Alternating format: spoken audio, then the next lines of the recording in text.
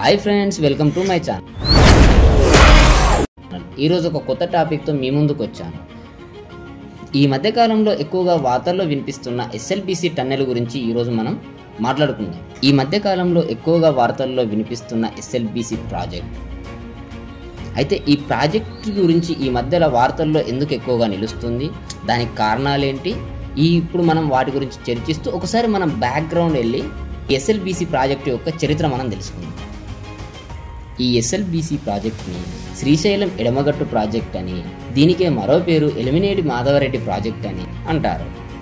ఈ ఎస్ఎల్బీసీ వివరాల్లోకి వెళ్తే 1983 ఎన్టీ రామారావు గారు సీఎంగా ఉన్న సమయంలో ఎస్ఎల్బీసీ ప్రాజెక్ట్ని ప్రారంభించబడింది. కానీ దీనికి కార్యరూపం దాల్చలేదు. దాని తర్వాత 2005 అప్పటి కాంగ్రెస్ ప్రభుత్వం సీఎం వైఎస్ రాజశేఖర రెడ్డి గారి హయాంలో 2813 కోట్ల బడ్జెట్తో ఆమోదం తెలిపి 2007లో నిర్మాణ పనులు ప్రారంభించారు. ప్రత్యేక తెలంగాణ ఏర్పడిన తర్వాత తెలంగాణ ప్రభుత్వం 2017లో ఈ ప్రాజెక్టుకి భారీగా నిధులు కేటాయించింది. కొన్ని సంవత్సరాల తర్వాత ఇప్పుడున్న కాంగ్రెస్ ప్రభుత్వము 2026 జూన్లో పూర్తి చేయాలనే లక్ష్యంతో 4637 కోట్ల నిధులను కేటాయించింది.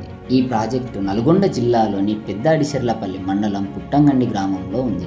ఈ ప్రాజెక్టు నల్గొండ జిల్లాలోని కరువు ఫ్లోరైడ్ పీడిత ప్రాంతాలకు సాగునీరు మరియు తాగునీరు అందించే లక్ష్యంతో కృష్ణానదిపై ఈ ప్రాజెక్టు నిర్మించబడింది.